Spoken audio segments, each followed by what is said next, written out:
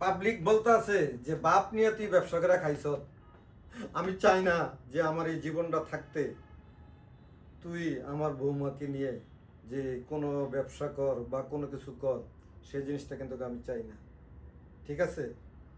আমি বাবা হয়ে তোরা আবারও রিকোয়েস্ট করতে আছি, আব্বা, দেখ। তাহলে কি আমার বউ ব্যবসা বন্ধ? অবশ্যই বন্ধ।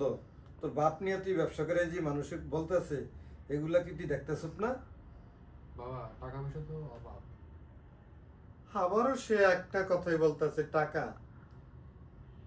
বাপেরে নিয়া টাকা পয়সা যা কামাইছ, মানুষে কিন্তু সব আমার ইজ্জত যা আছে সব কিছু মাইরা লাইতেছে। বাবা, বাবা, বাবা, বাবা, শোনো, তোমাকে নিয়ে যা ব্যবসা করছি তা হয়তো আমি এই জন্ম খেয়ে যেতে পারবো, কিন্তু আমার ভবিষ্যৎ প্রজন্ম কি খাবে? তাদের জন্য তো কিছু রেখে যেতে হবে, তাই না? সেটা পরে দেখা যাবে। এখন তোরে যেটা আমার আদেশ আছে, আমার যেটা কর্তব্য আছে, আমি সেটা তোরে বারবার বলতেছি। তাহলে কি? আমি সব কিছু মানতে পারবো, কিন্তু একটা জিনিসই আমি মানতে পারবো না। সেটা কি বাবা? সেটা হলো তুই বৌমাকে নিয়ে কোনো? কোনো ব্যবসা করতে পারবি না। তাহলে কি আমি বাবা ব্যবসায়ী হয়ে থাকবো মানুষের কাছে? ইনশাল্লাহ।